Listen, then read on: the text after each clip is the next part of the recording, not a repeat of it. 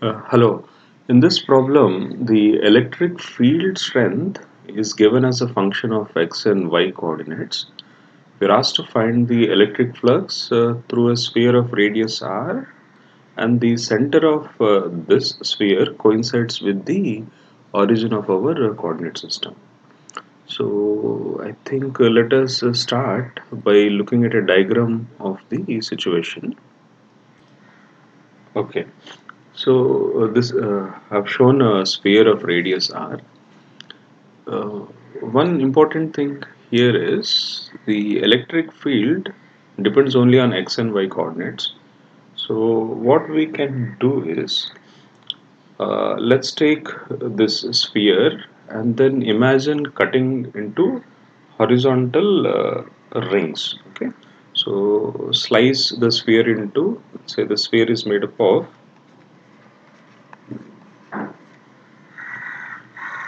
okay, so horizontal circular beds. Okay, so you have a collection of horizontal circular belts. So they're all parallel to XY plane.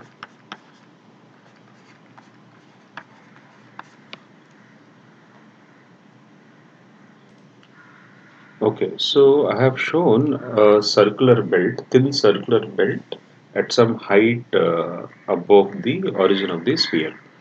The center of that circular belt, I'm taking it as O prime. The radius of that belt is r, and if you look at the thickness, so this is the thickness everywhere. Okay, so everywhere that is the thickness. So this will be the thickness of the belt subtends an angle of d phi. Okay, I am taking, you can say this is like I'm going kind of latitude. Okay, so the phi is the latitude, or you can say with the y-axis, if you turn an angle phi in the plane of the board, okay, you get a point on the sphere, and the horizontal circular belt lies at that particular point, at the level of that particular point. So the thickness of the horizontal belt is r into d phi. Okay, so what I will do is, let's shift our focus to that belt, yellow shaded belt, and then let us look at what is going on. Let's say in on that belt when you look from above. Okay, so if you look from above, that's a circle. So let's see that how the electric field looks like when you substitute x and y coordinates for any point on that circular belt. Okay, so now the focus is just to understand the electric field vector. So we're looking at this ring of radius r, small r. This is x-axis. Let's say this is y-axis. Now, if I take a point on the ring, okay, so this is this yellow shaded ring at an angle theta with the x-axis. Okay, this is r. Now, if I drop a perpendicular to x-axis, I get the x coordinate. Drop a perpendicular to y-axis, I get the y coordinate. So, if I take this x comma y, clearly here x is r cos theta and y is r sin theta. So, if we substitute these values in the expression for electric field, we get, so, some constant a by r square cos square theta plus r square sine square theta. That's in the denominator. In the numerator, we have r cos theta I cap plus r sine theta j cap.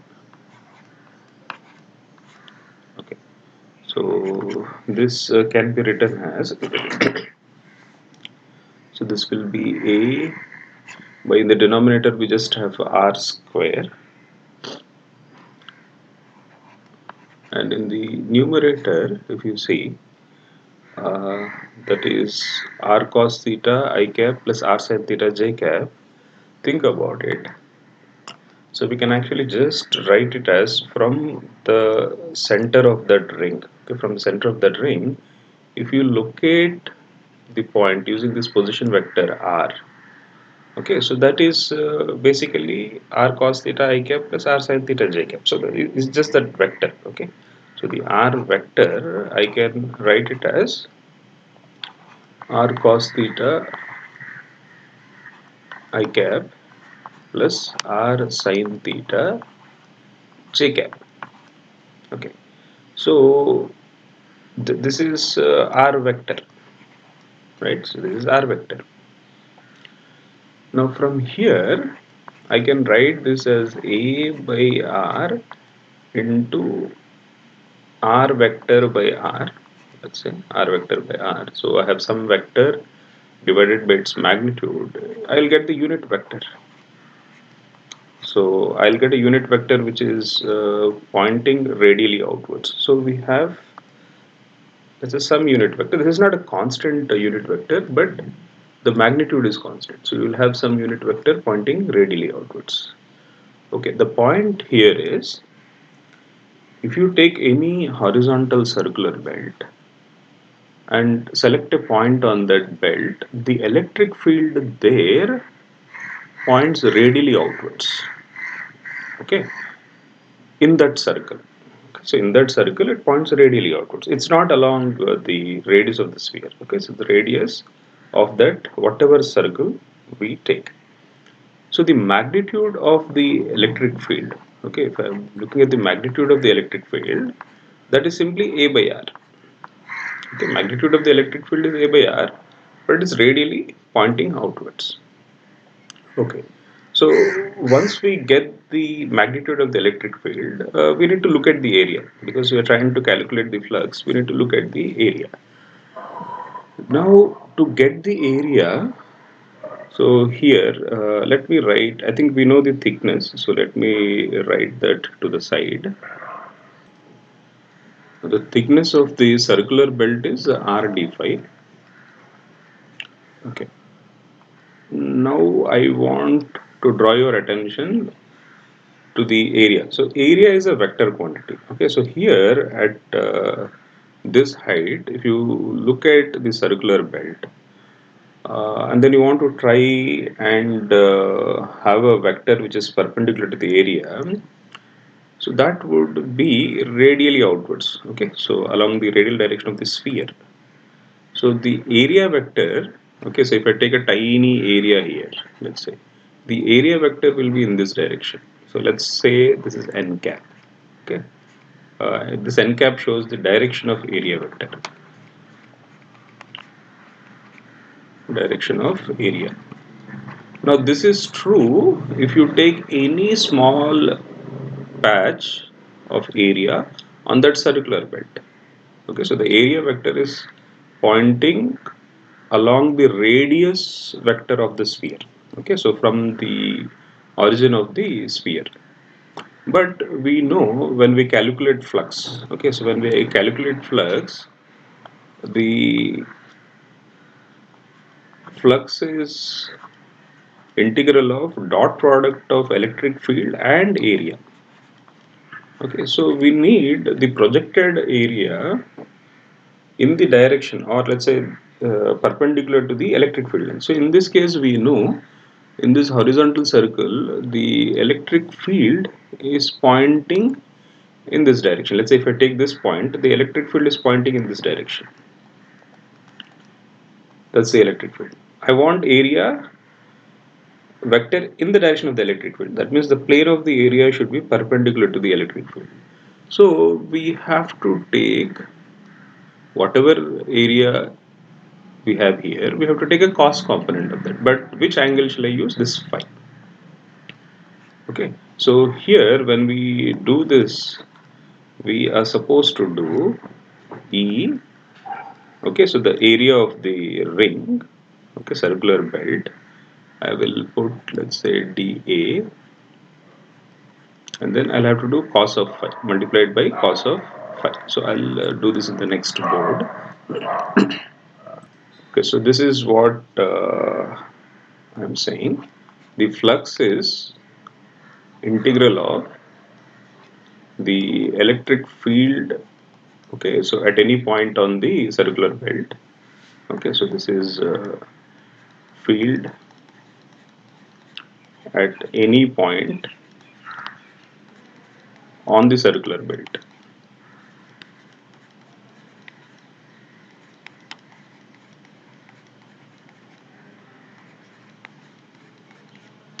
And I will have to multiply by area of the ring.